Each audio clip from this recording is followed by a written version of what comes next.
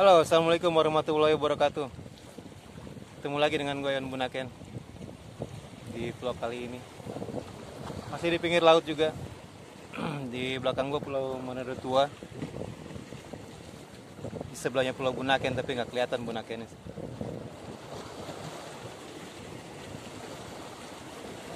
Gue masih mau nyambung cerita soal Bogor Slankers Club. Salah satu fans club di Bogor yang terbentuk tahun 98. Kali ini tentang acara Bogor Slankers Club Peduli 2. Ini sambungannya dari seri pertama yang 98. BSK Peduli 1 yang menghadirkan Slank dan almarhum Imanes. Slank yang sekarang. Formasi Bim Bim, Kakak, Abdi, Ivan, Rido. Di BSK Peduli 2 kali ini yang diselenggarakan tanggal 2 Desember 99. Bintang tamunya lain lagi. Sebenarnya pengennya Slank juga, cuman ya tunggu gue ceritain dari awal deh. Setelah kesuksesan BSK Peduli 1 yang hasilnya ternyata di luar dugaan, sambutan penonton segala macam, akhirnya anak-anak BSK bikin lagi yang Peduli 2. Masih dengan tema peduli, karena kita peduli dengan situasi saat itu yang Indonesia dilanda krisis moneter. Terus teman-teman ngumpul, kira-kira apa yang bisa kita bantu buat, ya seenggaknya buat orang sekitar kita deh.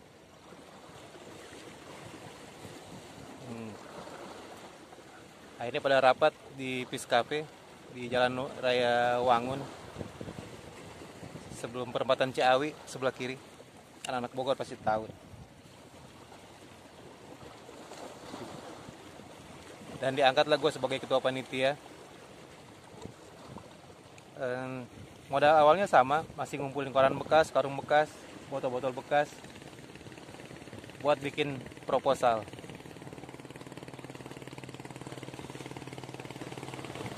Cari donatur segala macam. Alhamdulillah orang-orang tua kita tuh, orang tua anak-anak biasa ngedukung kegiatan anak-anak waktu itu.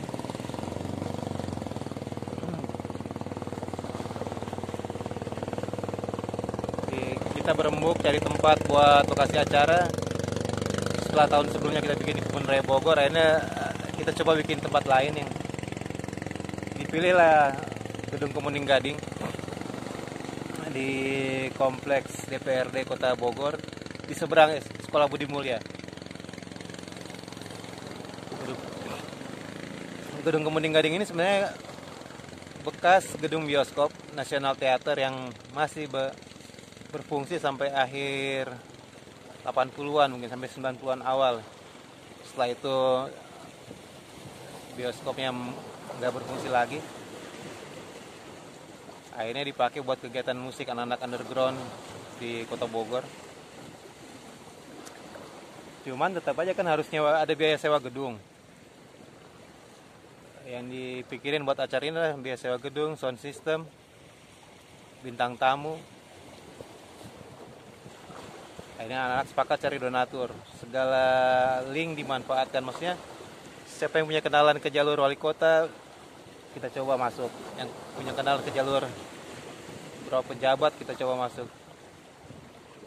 Alhamdulillah ada salah satu anak BSK yang ternyata keponakan dari Ketua DPRD Kota Bogor saat itu, Pak Sahid. Diajaklah kita main ke rumahnya Pak Sahid, dan alhamdulillah beliau mendukung kegiatan BSK. Kita dapat donatur, beliau mendukung dana.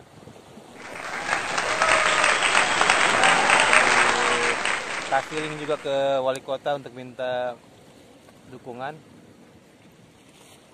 Dan akhirnya BSK pun disarankan agar terdaftar di Kesbangpol. Dan gue bisa bilang mungkin BSK salah satu Slank Fans Club pertama yang terdaftar di Kesbangpol. Ya, BSK terdaftar sebagai organisasi resmi ya. Walaupun sebenarnya ini kan sebuah fans club, bukan organisasi yang gimana-gimana, tapi beberapa orang tua waktu itu yang nyaranin supaya kegiatannya lebih mudah. Maksudnya gampang dapat dukungan pemerintah, ya nggak ada salahnya buat terdaftar. Akhirnya kita berembuk, nggak apa-apa deh terdaftar. Alhamdulillah itu BSK terdaftar di Kesbangpol Bogor. Mendekati hari H, semua persiapan dilakuin, segala macam. Kebetulan gue yang jalan sendiri ke berbagai pihak sponsor, ngurus izin juga ke pihak keamanan.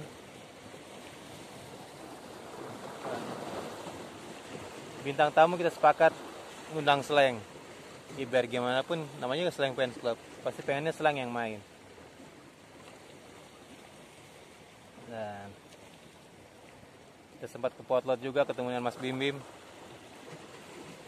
Gue ingat tuh panitia diundang ketemu Bim Bim 9 September 99. Waktu itu di potlot ada acara apa itu namanya? Jadi Slank mengeluarkan album baru, double album waktu itu, dan mereka memperdengarkan beberapa lagu yang bakal dijagoin. Ada, gue ingat lagunya Bintang Kesiangan, Anak Mami, gue lupa satu lagi apa. Jadi sekian banyak Slanker ngumpul di potlot sore itu, dan kita baru ketemu Bim Bim sekitar pukul 7 malam di lantai 2 di sekarang tuh lokasi gedungnya di atas studio ya. Dulu pernah bikin syuting video klip ini kalau nggak salah,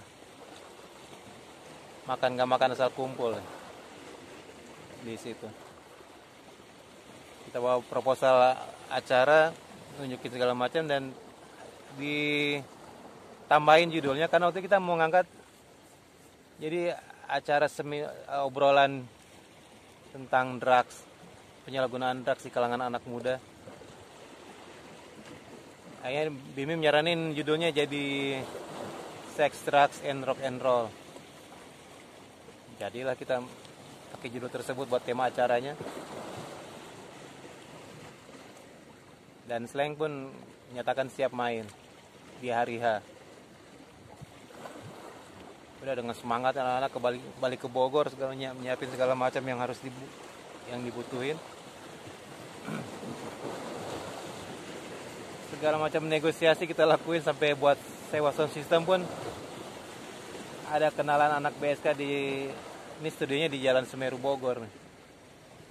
Kita ngomong ke yang pemiliknya bahwa udah nanti kita lunasin pas habis acara. Si Capung yang tanggung jawab. Capung ini ketua BSK. Anak Gang Out Bogor. Dan kita lobby ke pihak gedung Kemuning Gading dapat diskon 50% buat sewanya. Jadi ketika lu ada niat baik, semua orang pasti ngedukung. Hanya udahlah. Dan berlangsung mendekati H-3 kita dapat kabar Slank nggak bisa hadir di acaranya. Dan bayangin, poster acara udah tersebar di kota Bogor dengan bintang tamu Slank, tiba-tiba Slank berhalangan hadir karena ternyata jadwalnya bentrok dengan syuting video klip untuk promosi album baru, double album. Tapi kita berusaha nggak panik. Ya pasti ada perasaan khawatir juga karena poster acara udah nyebar dan orang udah tahu Slank yang bakal datang. Acara ini jual tiket, jadi nggak masuk gratis.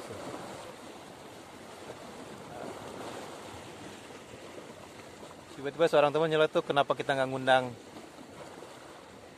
Pai aja, Indra dan Bongki. Nah ini semua setuju. Alternatifnya itu yang didapat. Malam itu juga H-3 kita hubungin Pai, Indra, Bongki nggak nyambung teleponnya waktu ditelepon terus. Ini masih zaman telepon ini. Belum. Ada HP cuman nggak semua orang punya HP zaman itu. Anak-anak BSK-nya sih. Akhirnya alhamdulillah Indra bersedia, Pai juga mau main. H-2 kita dapat kabar almarhum Imanes juga bersedia tampil. Oh udah makin semangat lagi nih. Nggak pakai dirubah, poster acara nggak sempat rubah lagi, yang penting jalan aja dulu. Iya. Di hari H gue masih coba, ini anak-anak berangkat dibagi tugas, siapa yang ketemu pihak Slang mastiin bahwa mereka emang gimana-gimana, siapa yang ketemu Pai, Indra, Imanes, nyebar nih timnya. Dan gue yang kebagian ke potlot untuk mastiin apakah maksudnya gue pengen dapat jawaban langsung dari Slangnya gitu, dan kira-kira siapa yang bisa hadir buat acara dialognya nanti, perwakilan dari Pulau Biru. Pagi itu gue ketemu dengan Bunda di teras, ada Abdi juga, dan mereka emang bilang minta maaf nggak bisa hadir di acara BSK karena bentrok jadwalnya. Dan Bunda pun bersedia hadir untuk acara dialognya nanti siangnya di acara. Ya udah, akhirnya udah fix dari Slang nggak bisa hadir, gue jemput Pai. Dan lucunya Pai tanya, lu bawa kendaraan nggak? Gue bilang enggak bang, nanti kita naik taksi aja bang ke Bogor. Ya udah, akhirnya naik taksi ke Bogor. Ternyata Dewi ikutan juga acara, jadi Pai waktu itu ngajak Dewi. Ya Dewi sih. Sampai di Bogor, turun di belakang gedung, langsung masuk ke dalam Kemuning Gading. Sementara Indra dijemput Capung naik kereta ekonomi Bogor. Bayangin, kereta ekonomi waktu itu masih yang pintunya nggak bisa ketutup, jendelanya gitu. Indra dengan cueknya bercampur baur dengan penumpang umum. Terus Imanes, gue lupa Imanes datang bareng Rustam atau gimana, pokoknya waktu yang hadir akhirnya formasi saat itu yang datang almarhum Imanes, ada Dewi, Pai, Indra Kadarsi dan Bang Rustam. Ada Baina juga, anak potlot juga yang 98, 99, masih SMP sih zaman itu kita ngeliatnya. Dia sering nyanyi di pendopo Slang dan ditonton oleh personil. Itu uji nyali tuh, bisa main di hadapan personil Slang dengan gitar akustik. Ini cewek yang berani banget. Ya udahlah, akhirnya acara kita sepakati acara mulai jam 2 siang. Ya intinya rame lah di dalam gedung, dan di luar pun sama ramenya. Di luar banyak orang yang pengen datang nonton jebolan, biasalah anak-anak sekolahan. Dan keamanan gue waktu itu, keamanan acara yang dipakai adalah sekelompok preman dipimpin Mat Batik zaman itu. Mat Batik dari ini salah satu Slangker, omnya ya Mat Batik. Jadi ini yang ngusulin kenapa nggak pakai om gua aja dengan teman-temannya, insya Allah aman. Dan kita cuma pakai 6 orang. Cuma pakai 6 orang. Akhirnya gue dengan Capung nego ke tengah-tengah penonton, kita turun di tengah anak-anak STM yang pengen ngejebolin pintu. Dan Capung bilang, lu boleh masuk asal bayar. Mau 1.000, 2.000 harus bayar. Dan ternyata ada yang gila, mereka setuju bayar. Jadi nggak rugi-rugi banget, nggak ada masuk jebolan gratis. Itu cara lu ngehargain acara orang. Acara berlangsung meriah, bayangin Imanes vokal, main bass juga waktu itu. Terus Pai gitar, Indra ada keyboard juga sih, Indra main keyboard. Dewi yang ngedrum, tapi di beberapa lagu Indra berubah formasi jadi drummer. Ya lucu-lucuan juga sih. Panggung yang ada barikade, jadi semua penonton bisa ngerangsek ke atas panggung, bisa naik ke atas panggung, foto bareng, habis itu turun. Sukses acaranya. Sampai mereka pulang pun penonton masih ramai di sekitar gedung Kemuning Gading. Akan masih pengen nungguin ada apa lagi. Baru udah nggak ada apa-apa lagi sih. Alhamdulillah acaranya berlangsung aman. Keuntungan dari acara tersebut disumbangin lagi ke beberapa panti asuhan. Sebagian juga dibikinin buat makanan buka puasa. Ya karena kan Desember 99 itu pertengahan Desember kalau nggak salah udah masuk bulan puasa. Jadi pas jam buka puasa anak Bogor pakai mobil truk jalan keliling kota Bogor, dimulai dari terminal Baranang Siang terus sampai muterin Kebun Raya sampai ke Jembatan Merah di depan dekat Irama Nusantara, bagi-bagi bagi-bagi nasi kotak buat makanan buka puasa. Ada orang-orang pikir sekelompok anak dari mana yang gondrong-gondrong segala macam. Setelah kita jelasin, kita salah satu fans club slang di Bogor, dan respon orang-orang positif sih, dan mereka nggak nyangka ternyata ada sekelompok anak muda yang dari fans club sebuah grup band yang peduli dengan kegiatan keadaan di sekitarnya. Itu acara yang sukses, dan hanya dengan bermodalkan koran bekas, karung bekas, dan botol bekas bikin acara sebesar itu. Bisa ngadirin Imanes segala macam, Pai, Indra. Ini bisa dibilang sih mantan-mantan personil slang juga. Imanes juga kan pernah di slang, tapi waktu itu nggak bawa nama slang. Alhamdulillah acara itu setelah kesuksesan acara tersebut,